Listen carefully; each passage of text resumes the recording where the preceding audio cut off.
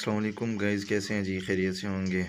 आज हम आपको देसी तरीके से जो है जैसे पकोड़े बनाए जाते हैं, क्योंकि सर्दी का मौसम है तो इस वजह से जो है ना आज मूड बन गया है पकोड़े बनाने का।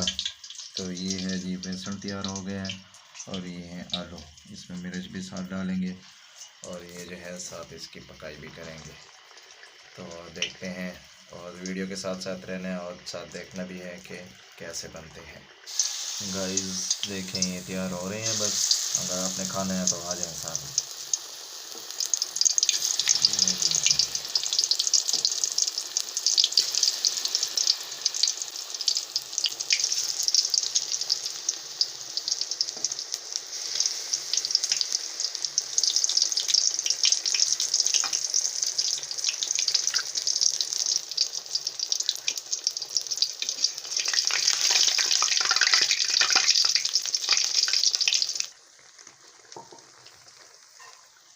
ये देखें जी, ये बन गए।